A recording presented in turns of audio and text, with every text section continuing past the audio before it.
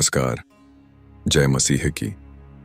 क्या आपने कभी सोचा है कि एक बालक जो मिट्टी में कुछ लिख रहा हो, उसकी उंगलियां समय के परे जाकर भविष्य को आकार दे रही हों? यह कोई साधारण बालक नहीं था। यह वह था जिसे संसार ने मसीहा कहा। आज हम आपको ले चलेंगे एक ऐसी कथा की ओर जो सिर्फ एक कहानी नहीं, एक रहस्य है। एक ऐसा रहस्य जो आज भी मिट्टी में दबा है, पर उसकी गूंज आत्माओं में सुनी जा सकती है। इस वीडियो को अंत तक जरूर देखें, क्योंकि हर क्षण आपको सत्य के उस स्पर्श तक ले जाएगा जो शायद अब तक आपसे छिपा था। हमारे चैनल ईश्वर की कथा को जरूर सब्सक्राइब करें, वीडियो को लाइक करें और अपने प्रियजनों के साथ शेयर करें, क्योंकि यह कहानी आपके विश्वास को छूने आई है। तो आइए चलें उस सूखे कुएं के पास जहां बैठा है एक बालक जिसका नाम है यीशु। गलील के छोटे से गांव नासरत की धूप किसी और ही तरह की लगती थी। पहाड़ियों से उतरती हवा में कुछ पवित्र सा था। हर कोई अपने अपने कामों में व्यस्त था, परंतु उस दिन गांव के दक्षिणी छोर पर एक पुराना सूखा कुआं और उसके किनारे बैठा एक 11 वर्षीय बालक। उसे देख सभी थोड़े देर को ठिठक जाते। वह बालक और कोई नहीं, यीशु था। वह चुपचाप मिट्टी में कुछ लिख रहा था। उसके होठों पर कोई धुंध थी और आंखों में एक गहराई जो किसी बालक की नहीं हो सकती थी। मरियम, उसकी माता, उसे खोजते हुए कुएं तक आई। उसने देखा कि यीशु अपने चारों ओर वृत्त बनाकर उस भीतर कुछ चित्र और शब्द बना रहा था।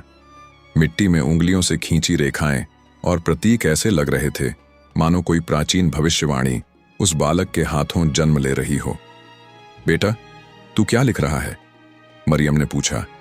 यीशु मुस्कुराकर कहा, मां, मैं शब्दों से पहले की भाषा सीख रहा हूं, जो न तो बोली जाती है न ही सुनी जाती है।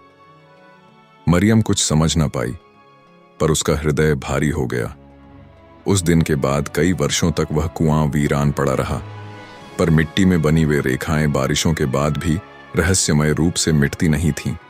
मंदिर की वो दोपहर 12 वर्ष की उम्र में, जब यीशु यरूशलेम के मंदिर में विद्वानों से प्रश्न पूछ रहा था, एक वृद्ध रब्बी ने उससे पूछा, हे बालक, तू कौन सी शिक्षा से बोल रहा है? तेरे शब्दों में वह तत्व है जो हमने सिर्फ शास्त्रों में पढ़ा है। यीशु ने उत्तर दिया, जो भाषा स्वर्ग में बोली जाती है वही मैं सुनता हूं। वृद्ध रब्बी स्तब्ध रह गया। उस दिन के बाद एक प्राचीन दस्तावेज की चर्चा हुई जिसमें लिखा था, एक दिन एक बालक आएगा जो न लिखे गए शब्दों को लिखेगा, न बोले गए सत्य को बोलेगा।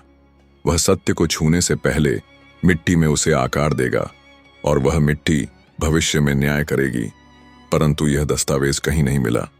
एक चमत्कार जो किसी ने देखा नहीं कहते हैं। एक बार गांव में एक बालिका बहुत बीमार हो गई थी। चिकित्सक थक गए, प्रार्थनाएं मौन हो गईं। तब रात के तीसरे पहर यीशु ने चुपचाप उस बालिका के घर के बाहर की मिट्टी में कुछ लिखा और चला गया। सुबह जब सब जागे, बालिका स्वस्थ थी, किंतु घर के बाहर की मिट्टी में कोई भी निशान नहीं था, सिवाय उस एक शब्द के, जीवन। मिट्टी की भविष्यवाणी। वर्षों बीत गए।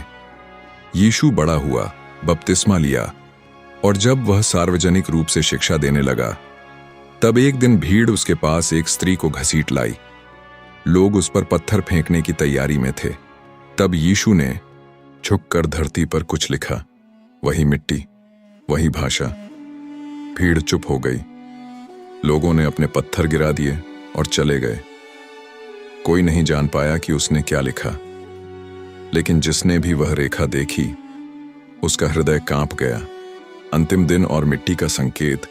जब यीशु को क्रूस पर चढ़ाया गया, तब भी एक तेज हवा उठी और उसके पैरों के पास की मिट्टी में रेखाएं बनने लगीं, जैसे कोई अदृश्य हाथ कुछ लिख रहा हो।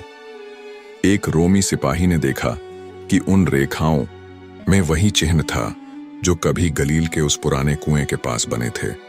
वह सिपाही जो कभी विश्वास नहीं करता था, उस दिन विश्वास ले आया। आज भी मिट्टी गवाही देती है। कहते हैं, नासरत के दक्षिणी छोर पर वह कुआं आज भी मौजूद है। कोई उसे देखता नहीं, कोई वहां जाता नहीं, लेकिन जो भी संपूर्ण विश्वास के साथ वहां पहुंचा, वह देख पाया उस रहस्य को जो आज भी मिट्टी पर अंकित है। वह रेखा आज भी कहती है, शब्द से पहले प्रेम था और प्रेम ही शब्द बना और वही शब्द परमेश्वर था। कहते हैं नासरत के दक्षिणी छोर पर वह कुआं आज भी मौजूद है। वहां कोई जाता नहीं, परंतु जिसने विश्वास की आंखों से देखा उसे कुछ अद्भुत दिखाई दिया। एक यात्री ने बताया कि रात के तीसरे पहर वहां मिट्टी पर फिर वही रेखा उभर आई थी, लेकिन इस बार उसमें कुछ नया लिखा था, एक ऐसा शब्द जो किसी भी शास्त्र में नहीं है।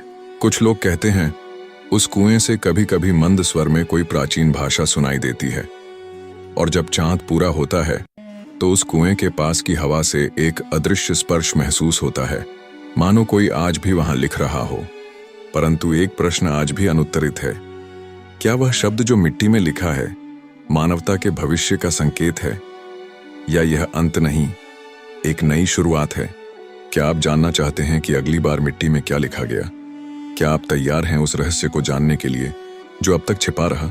तो कमेंट में जरूर लिखें हालेलुया।